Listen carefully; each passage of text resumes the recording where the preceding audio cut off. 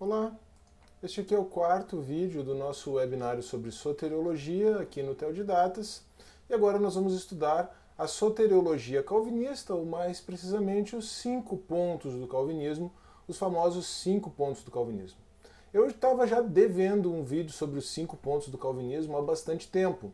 O que eu tenho aqui no canal são alguns vídeos dando um panorama geral, explicando o calvinismo e sempre numa perspectiva de comparação com o arminianismo. Mas eu já estava devendo esses vídeos sobre os 5 pontos, tanto do calvinismo quanto mesmo do arminianismo, e aqui no webinário sobre soteriologia foi o momento de fazer isso, não só porque eu estava devendo e vou apresentar, mas também porque eu posso apresentar dentro de um contexto mais amplo.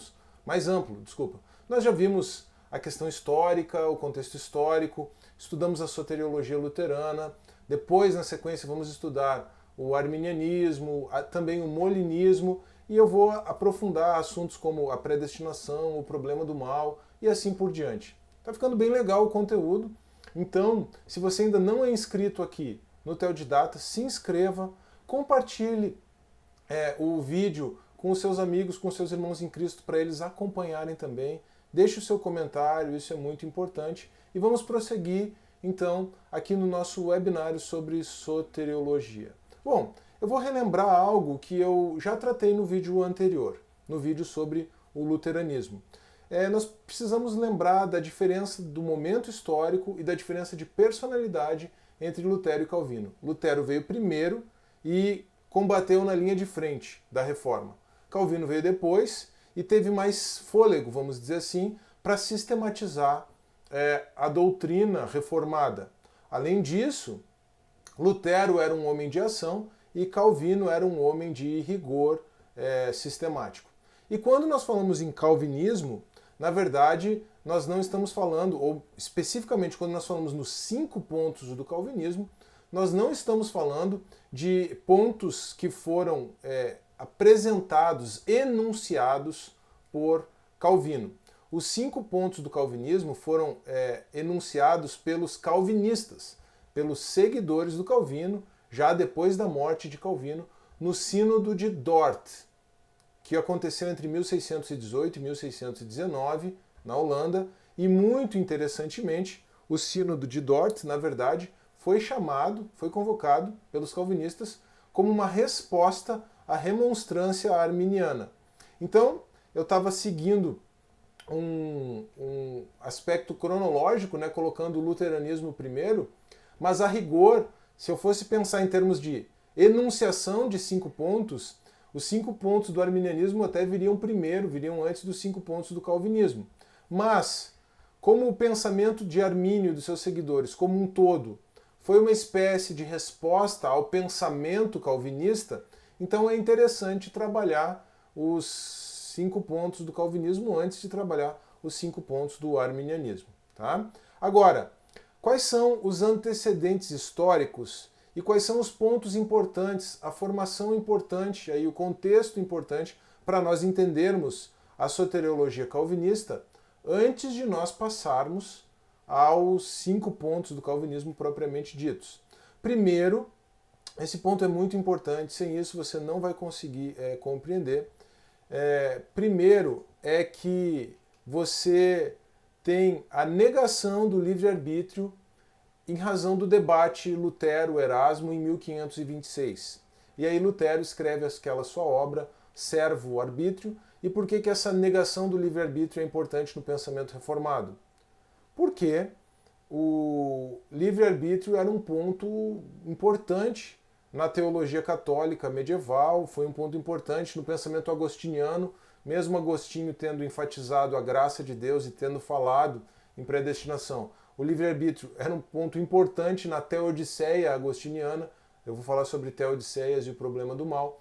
Então, como uma das frentes de combate, o movimento da reforma, especialmente a partir de Lutero, negou então a ideia de livre-arbítrio. E isso vai se radicar, vai se formar como um ponto basilar, um pilar fundamental da soteriologia reformada e especialmente da soteriologia calvinista. Tá? E aí o que acontece é que se coloca a ênfase na soberania de Deus, na eleição, na predestinação e na graça irresistível. Esses 3 pontos, eleição, predestinação e graça irresistível, são de fato os 3 pontos mais controversos da TULIP, do resumo do calvinismo, nos 5 pontos, né, conhecidos como TULIP, por aquele acrônimo. Agora, a resistibilidade da graça, em particular, é a pedra de toque, é o ponto que vai fazer surgir o movimento arminiano, o arminianismo, né? Agora, veja que interessante.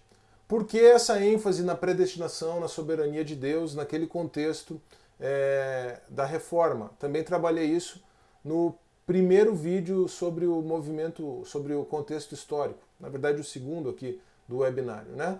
Porque você está naquele combate contra quem tem a hegemonia religiosa e você está apresentando pontos de divergência e pontos que são afirmados a partir da Escritura, e aí você tem todos os solas da reforma, né? E nesse caso sola Scriptura, sola fide, então você vai afirmar que existe aqueles que são predestinados por Deus, Deus está por trás desse negócio aqui, nós estamos sendo guardados por Deus e fazendo a vontade de Deus.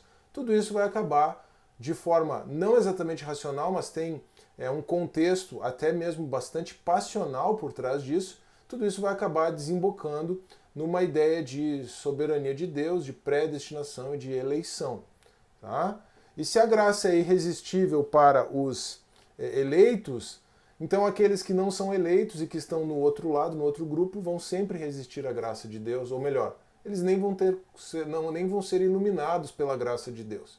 Há esse embate muito forte por trás desses pontos. Nós não podemos deixar de considerar isso. Não estou fazendo juízo de valor, estou apenas explicando. Tá? Existe também uma transformação semântica na ideia de liberdade. Se o homem não tem livre-arbítrio, só Adão tinha livre-arbítrio, né, nesse pensamento reformado, se só Adão tinha livre-arbítrio e nós não temos livre-arbítrio, então, mas também fica muito complicado você simplesmente negar de forma absoluta a liberdade humana e também a responsabilidade humana. Acontece uma transformação semântica na ideia de livre-arbítrio, como eu mencionei. O livre-arbítrio vira livre-agência. Isso aqui é semântica. Eu não consigo explicar a diferença, porque a diferença não é exatamente racional. Tá? Então, essa é a minha opinião. Tá? É uma questão semântica, opera-se essa transformação semântica. Então você precisa saber que no pensamento reformado existe uma diferença entre livre-arbítrio e livre-agência, e a questão da responsabilidade do homem vai ser verificada, a ênfase toda é sobre a soberania de Deus, a eleição e a predestinação, a irresistibilidade da graça, mas a responsabilidade do homem vai encontrar um resquício lá no último dos 5 pontos do calvinismo, na última letra da TULIP, né, na perseverança dos santos. Bom, então agora nós podemos, com essa consideração introdutória, realmente considerar os 5 pontos do calvinismo. Os 5 pontos do calvinismo, lembrando que foram enunciados não por Calvino. Esses 5 pontos foram um resumo feito, ou eles expressam, né, eles retratam um resumo do pensamento de Calvino, um resumo do pensamento do calvinismo, feito pelos calvinistas, pelos seguidores de Calvino, no Sínodo de Dort, em 1618, 1619, na Holanda, como uma resposta à remonstrância arminiana. Então, no começo do vídeo eu já mencionei a ligação que isso aqui tem com o pensamento de Lutero, especialmente a negação do livre-arbítrio, e no próximo vídeo nós vamos trabalhar a remonstrância arminiana e veja como todas essas coisas estão bem ligadas. Por isso que é importante considerar o contexto histórico e não apenas de forma formal, de maneira formal, o pensamento como foi enunciado. Então, os seguidores de Calvino, no Sínodo de Dort, eles resumiram o pensamento calvinista e aí nós temos os chamados 5 pontos do calvinismo. Agora nós vamos ter, eu até brinquei também, né, e resumi o luteranismo em 5 pontos. Então eu já apresentei 5 pontos do luteranismo, nós vamos ter os 5 pontos do calvinismo, nós vamos ter os 5 pontos do arminianismo e vamos ter também os 5 pontos do molinismo. Tá? Mas falando em termos de calvinismo, os 5 pontos do calvinismo são resumidos num acrônimo. O que é um acrônimo? Um acrônimo é uma sequência de frases, né, uma sequência de ideias que é resumida toda ela numa única palavra, essa palavra formada com as letras iniciais de cada uma das frases ou ideias que se seguem.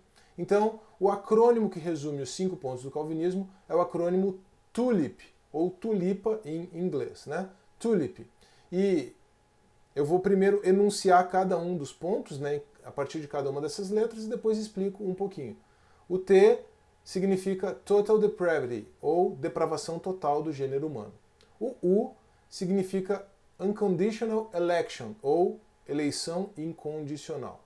O L significa Limited Atonement, ou expiação limitada ou expiação parcial. O I significa Irresistible Grace, ou graça irresistível. E o P, Perseverance of the Saints, ou perseverança dos santos. Então vamos lá. Começando pela depravação total do gênero humano. Todos pecaram e estão destituídos da glória de Deus. Romanos 3, 23. Aliás, recentemente gravei um vídeo sobre Romanos 3. Romanos 3, 23, todos pecaram e estão destituídos da glória de Deus. O homem é naturalmente, por conta da queda, depravado. O homem vive em pecado por causa da queda. O homem não é capaz de salvar a si mesmo. Esse é um ponto comum de todas as soteriologias protestantes, tá? Não tem muita dificuldade com isso aqui. Isso não aparece no resumo que eu fiz do pensamento luterano, mas ele está lá também, né? O homem é naturalmente caído. E ele caiu, a queda, o pecado original, é um ponto pacífico na teologia cristã, de maneira geral, né? Agora, o que começa a pegar aqui, né?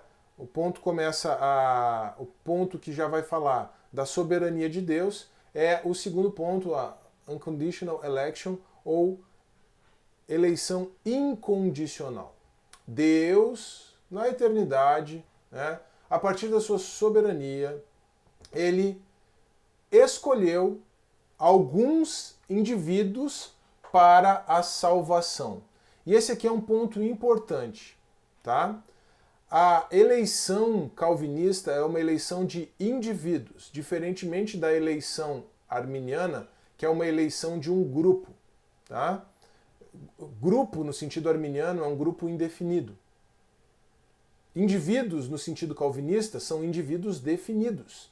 Então, porque o calvinismo trata da eleição de indivíduos, nós temos a eleição incondicional. Como o arminianismo, já estou antecipando, trata da eleição de um grupo, nós temos uma eleição condicional.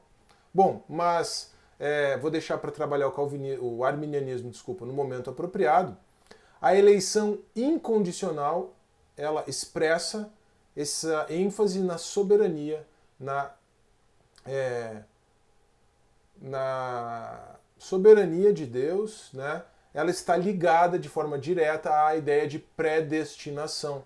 Não aparece a predestinação de forma expressa aqui na TULIP, né, nos 5 pontos do calvinismo, mas essa eleição incondicional está ligada diretamente à forma como o calvinismo compreende a predestinação. Lembrando que eu vou fazer um vídeo específico só sobre predestinação aqui. Depois nós temos, já vimos o T, já vimos o U, nós temos o L, Limited Atonement, que é a expiação limitada. É apenas uma consequência lógica, né, um desdobramento lógico, numa perspectiva de lógica formal apenas, tá?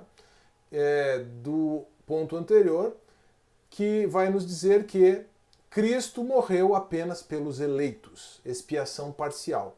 O sangue de Cristo foi vertido apenas pelos eleitos, apenas por aqueles indivíduos que foram eleitos por Deus, predestinados para a salvação desde a eternidade. Tá? Depois nós temos a Irresistible Grace, a graça irresistível. A salvação é por graça.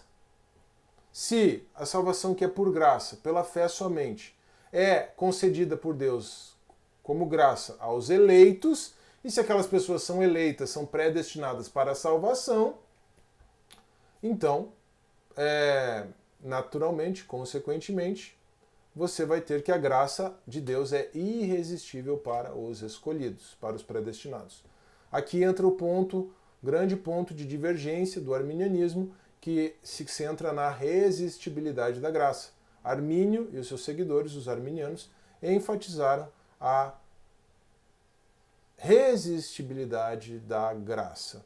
E por último, então, veja que, tirando a depravação total, né, que fala da condição do homem, esses três pontos, o E, o L e o I, a eleição incondicional, a expiação limitada ou parcial e a graça irresistível, eles estão totalmente focados na soberania de Deus.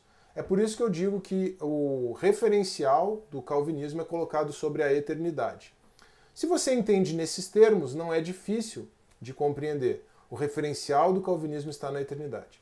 Quando você leva o raciocínio calvinista adiante, com rigor extremo, você vai ter problemas de ordem lógica e você vai ter problemas até mesmo à luz das escrituras. Mas eu não vou aprofundar isso aqui, porque não é o objetivo. Tá? Mas o ponto do calvinismo que vai se comunicar com o tempo, com a realidade temporal, é a perseverança dos santos. Né? O P, o último P da Tulip. E, por favor, não elimine o quinto ponto do calvinismo. Se você eliminar o quinto ponto do calvinismo, você vai cair numa heresia chamada antinomianismo. Deixando os problemas lógicos do calvinismo de lado, se você eliminar o último ponto do calvinismo, o P, você cairá numa heresia chamada antinomianismo. E eu mencionei o vídeo sobre Romanos 3 aqui. Vou deixar na descrição o vídeo sobre Romanos 3 ajuda. E nos demais vídeos em que eu trabalhei essa comparação entre calvinismo e arminianismo, eu já falei sobre isso também aqui no canal. Eu vou deixar para trabalhar essa questão da predestinação num vídeo específico. E vou deixar para trabalhar também a questão do problema do mal, da liberdade humana, num vídeo específico. E também vou falar da minha soteriologia pessoal, né, de como eu compreendo essas coisas todas, num vídeo específico. Mas 3 vídeos complementam esse conteúdo. Este aqui, o objetivo era que fosse o mais descritivo possível. Uma coisa importante, até mesmo para comparar, para contrastar com o arminianismo. A salvação, na perspectiva calvinista, é monergista. Mono, ergos, de um só trabalho. A salvação, na perspectiva calvinista, é monergista. É obra exclusiva de Deus. Salvação é trabalho exclusivo de Deus, porque a gente viu que Deus elege, Deus ilumina, Deus escolhe, Deus predestina, Deus ilumina, Deus concede a sua graça e a sua graça é irresistível, e a própria graça de Deus é o próprio Deus que faz com que os santos perseverem. Por isso, a salvação, na perspectiva calvinista, é monergista, é obra exclusiva de Deus.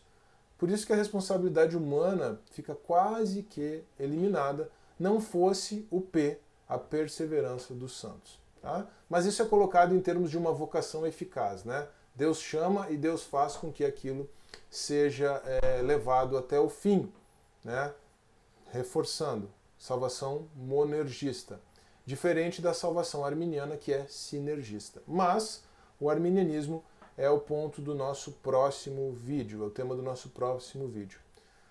Ficamos por aqui com o calvinismo, lembrando, só para encerrar, a Tulip, de forma bem resumida, agora sem a explicação: depravação total do gênero humano, eleição incondicional, expiação parcial ou expiação limitada, graça irresistível e perseverança dos santos. Eis os 5 pontos do calvinismo. Não se esqueça de deixar o seu like nesse vídeo, não se esqueça de compartilhar esse vídeo com seus amigos, com seus irmãos em Cristo, para que eles possam estudar a soteriologia junto conosco aqui. Não se esqueça de se inscrever no canal, se você ainda não for inscrito, para acompanhar todo esse webinário e todo o conteúdo que nós temos aqui no Teodidatas. E também deixe, por favor, o seu comentário, isso é bastante importante aqui para o canal. No próximo vídeo, então, soteriologia arminiana ou os 5 pontos do arminianismo. Um forte abraço, que Deus abençoe e eu espero você por lá.